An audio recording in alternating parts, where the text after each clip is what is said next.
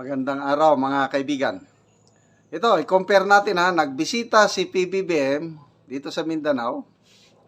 Nagbisita rin si Senator Bato de la Rosa. Separate venue sila. Si BBM sa Alabel, Sarangani Province.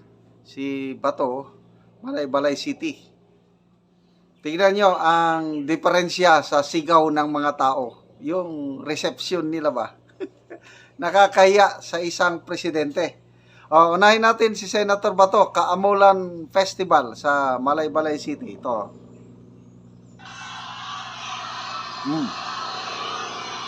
Lakasan natin. Duterte.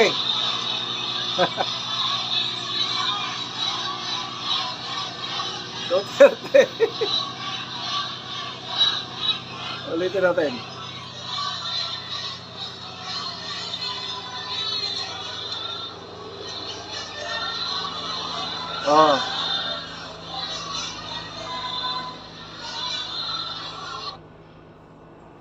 Isa pa.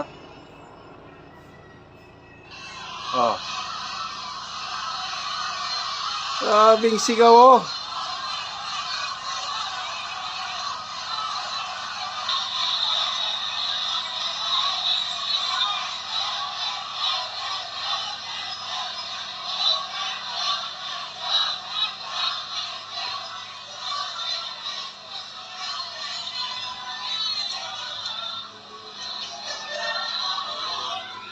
Okay, so by the way, i-shout out ko lang ang aking mga kaibigang subscriber, researchers, si Chris Torres at saka si Yodora. Silang nagpapadala sa akin itong mga videos na ito. Sabi nga nila sa akin, yung mga nagpadala, General, malakas, sikat si Senator Bato sa Balay Bukidnon. Nagbisita Kaamulan Festival. Pero ang sinisigaw ng mga contingent participants sa street dancing ay Duterte, Duterte, Duterte. Mahal talaga nila si Tatay Digong, sir. Yes.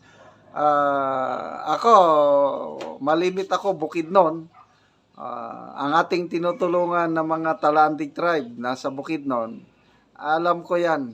Grabing pagmamahal ng taga Bukidnon sa kay Tatay Digong at sa mga Dutertes.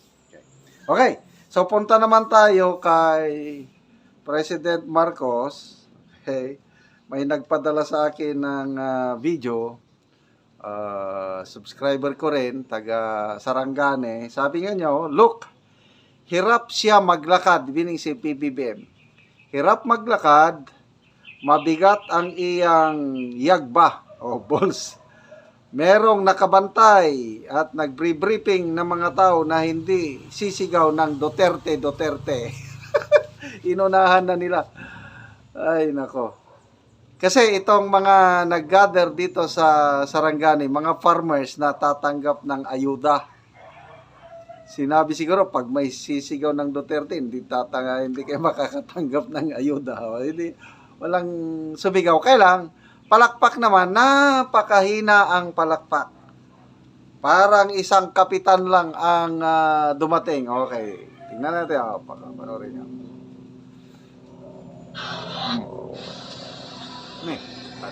Sandali ha. Ito. Yan o. May announcer pa.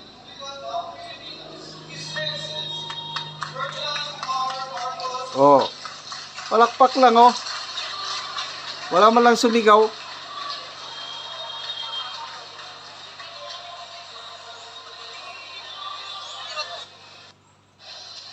Ulitin natin yan kiang-kiang ang Pangulo paglakad, pansinin niyo.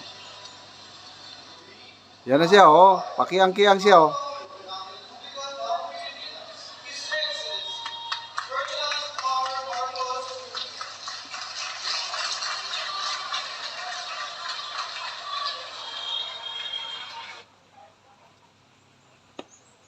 Diyan mo makikita kaibahan ng tunay na nagmamahal. Kasi hindi mo na kailangan ng MC, hindi mo na kailangan ng somebody must lead.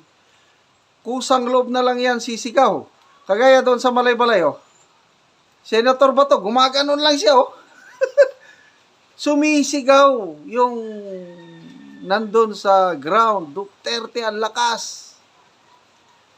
Meron bang ganyang sisigaw ng BBM? Nako, kung may sisigaw, anong mangyari? Dudumugin. Nangyari na po sa Cagayan de Oro noong March 11 na yun, inaresto na nila si PRRD. Eh, ang mga taga Cagayan de Oro hindi makatiis, nag-rally kaagad. Habang nagra-rally yung mga DDS sa Cagayan de Oro, may sumigaw pa naman na I love BBM. Nako, kinulata. Halos hindi mo na maipinta ang mukha ng kawawa yung tao na yun. Although mali yung ginawa ng mga DDS, wag na po nating ulitin po yun. Kawawa, kapwa nating tao yun. Problema lang din yung simigaw ng I love BBM. He was in the wrong place and the wrong time. Yung emotion ba? Nandun yung galit, yung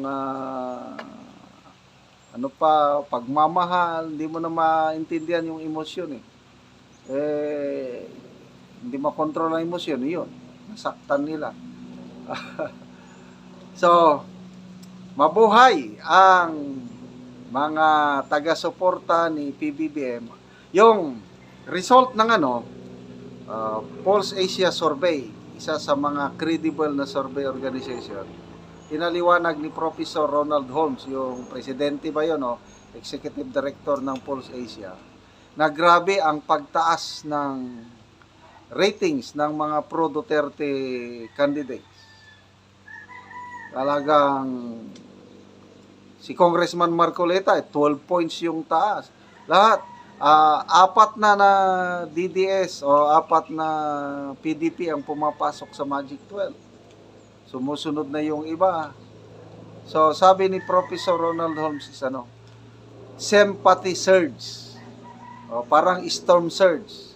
Yung Bagyo Yolanda ba na storm surge, ilang metro ang alon na pumalo sa dalampasigan. Ito naman, sympathy. Dahil kulturang Pilipino, kung sino ang mga inaapi ang Pilipino, napupunta doon ang kanyang suporta, ang kanyang simpatya. Kaya, ang gaba, dili magsaba. Yung ginawa nila kay PRRD, inaanin na nila ang karma. Okay mga kaibigan, salamat sa inyong pagsubaybay sa ating channel. Nakakatulong kayo ng malaki sa Tribong Talandig sa Bukidnon dahil ang sweldo natin is tinutulong natin sa tribo. Namimigay tayo ng yero at pako para ma-repair ang sira-sirang bahay ng Talandig Tribo. Panoorin nyo ang video na ito. Ni ang among natabangan og yero. Kay salamat kayo sa inyong hinabang kayong atok na gid ko. Daghang salamat.